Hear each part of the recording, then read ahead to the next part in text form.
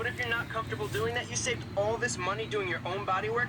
You take it to a paint shop, and it'll be a fraction of the price because they won't have to do everything. All they have to do is sand this down a little bit, tape off the wheel and around here, and feather in that paint job. Now, I went out and I bought spray paint that matches the paint coat to this car, and then I also got the clear coat to go along with that. So we're gonna try spray painting this and making it look good. All right, since we're going to be painting this ourselves, let's go and sand that primer down. For this, we're going to be using a 600 grit sandpaper, which is a pretty fine sandpaper. And the goal here is to smooth out this transition from our good paint to our primer, and also sand the primer so it's nice and smooth. Make sure you use a sanding block so everything is straight and even, and don't press down too hard. Let the sandpaper do the work.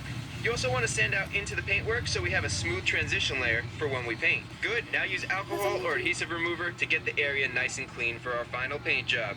With our primer nice and smooth and about a 2-inch scuff area that goes into the clear coat, we're ready for our first coat of base coat.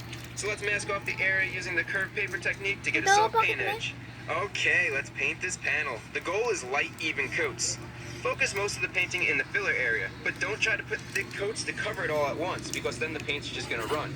Instead, use light coats. And it should look nice and even, just like that. Once this dries to a matte finish, we'll add our next coat. Now you can see it's a matte color and not shiny anymore, plus it's a little bit lighter, so it's time to add our next coat. And we're gonna spray on this next coat slightly thicker than the last coat. So we're finishing up this second coat. Good. Now again, we're gonna let this coat dry to a matte finish. And finally, we are on our last coat, and at this point, I think you get the idea of what we're doing. And with our base coat dry, now we can move to our clear coat phase. And this is